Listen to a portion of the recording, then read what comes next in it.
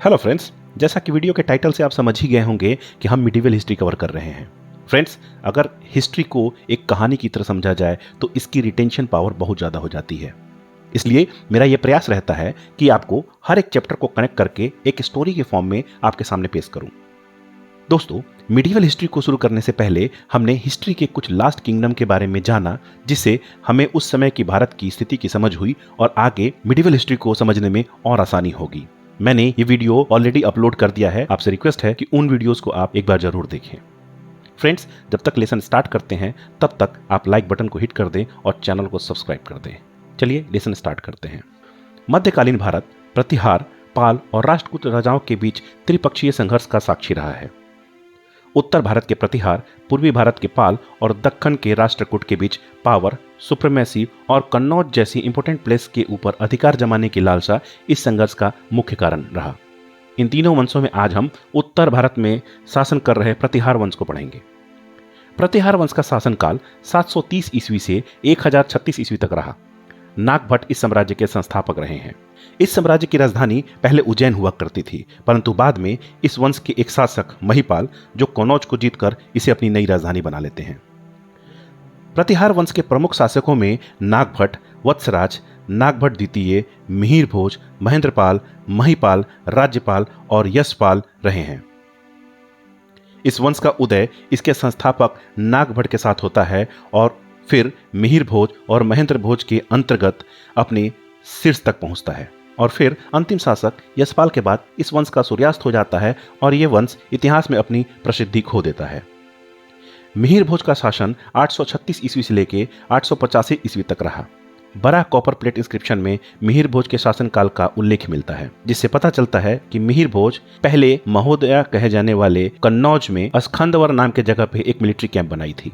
मिहिर भोज एक वैष्णव थे और उन्हें आदिवरा के नाम से भी जाना जाता था। कहा जाता है कि मिहिर भोज के पास भारत की सर्वश्रेष्ठ घुड़सवार सेना हुआ करती थी। अरबी लेखक अल-मसूदी भी मिहिर भोज के शासनकाल का जिक्र करते हैं और मिहिर भोज को राजा भौर के नाम से संबोधित करते हैं।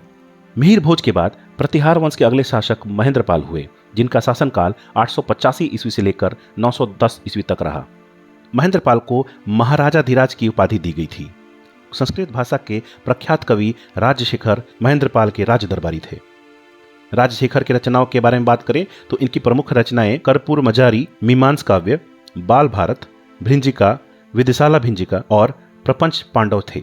महेंद्रपाल के बाद अगले प्रमुख राजा महिपाल हुए, जिनका शासनकाल 913 ईस्वी से लेकर 944 ईस्वी तक रहा और ये इतने प्रतापी थे कि इन्होंने कन्नौज को जीतकर उसकी अपनी राजधानी बना डाली। अरबी लेखक अल-मसूदी लिखते हैं कि महिपाल के समय तक प्रतिहार वंश, जिनका कंट्रोल कभी गुजरात के समुद्री बंदरगाहों पे हुआ करता था, वो अपनी बंदरगाह पे कंट्रोल खो देते हैं और एक कंट्रोल राष्ट्रकूटों के हाथ में चला जाता है। इस कारण से प्रतिहार वंश का व्यापार में काफी गिरावट होता है, राजकोष कमजोर पड़ जाता है और फिर प्रतिहार वंश का शासन, प्रशासन और सेना सारे ढीले पड़ जाते हैं। राष्ट्रकूट वंश के राजा इंद्र तृतीय कन्नौज पे आक्रमण करके कन्नौज को प्रतिहार वंश से छीन लेते हैं। प्रतिहार वंश के अगले राजा राज्यपाल के शासनकाल में महमूद गजनी प्रतिहार राज्य पे आक्रमण करता है, जिसके कारण प्रतिहार शासक राज्यपाल को पीछे हटना पड़ता है। इसके ठीक तुरंत बाद प्रतिहार राज्य के ऊपर राष्ट्रकूटों का आक्रमण होता है। राष्ट्रकूट के राजा कृष्ण तृतीय राज्यपाल को हरा देते हैं और इसके ठीक बाद चंदेल वंश के राजा विंध्याचल चंदेल राज्यपाल की हत्या कर देते हैं। प्रशासनिक दृष्टिकोण से बात करें तो प्रतिहार राज्य सामंतवादी पद्धति को फॉलो कर रहा था। राज्य के लिए कोई मंत्रिमंडल नहीं होता था। राजा सामंतों के जरिए अलग अलग क्षेत्रों में शासन करता था और हर एक सामंतों के यहाँ राजा अपनी एक प्रतिनिधि नियुक्त करता था, जिसे तंत्रपाल कहा जाता था। राज्य कई भुक्तियों में बटा हुआ था और एक भुक्ति में कई मंडल हुआ करते थे। शहर और गांव दोनों मंडल के अधीन ही हुआ करते थे। गांवों के प्रशासन को सुचारू रूप से चलाने के लिए ग्रामपति नियुक्त किए जाते थे और इस गांव के कुछ चुनिंदा बड़े बुजुर्ग, जिन्हें महातर कहा जाता था, वो ग्रामपति को सलाह देते थे और छोटे बड़े कार्यों में उनकी हेल्प करते थे। शहरों को सुचारू रूप से चलाने के लिए कुछ परिषद हुआ करते थे, जिसमें गोष्ठी, पंचकुल, सनविका और उत्तर सभा प्रमुख परिषद थी। राज्य के विभिन्न विषयों की देखरेख के लिए अनेक तरह के अधिकारियों की नियुक्ति की जाती थी। किलों के अधिकारी को कोटपाल कहा जाता था। राजा हर एक सामंतों के यहाँ एक तंत्रपाल नियुक्त करता था, जो राजा का प्रतिनिधि होता था। और ये प्रतिनिधि उस सामंत के यहाँ ये सुनिश्चित करता था कि वो सामंत राज्य के खिलाफ कोई गतिविधि न करे। इसके बाद पुलिस डिपार्टमेंट के सबसे ऊंचे अधिकारी को दंड पसिक कहा जाता था। राजा का जो सेना होता था उसके अध्यक्ष यानी उसके चीफ को बालाधिकृत कहा जाता था। दंडनायक के हाथों में सेना के साथ साथ आपराधिक मामले भी हुआ करते थे। दूतक राजा के द्वारा दिए गए संदेश, आदेश और कुछ महत्वपूर्ण सामग्री को लाने और ले जाने का कार्य करता था। दान और परोपकार जैसे मामलों को करने के लिए एक अलग से अधिकारी की नियुक्ति होती थी जिसे भंगिका कहा जाता था।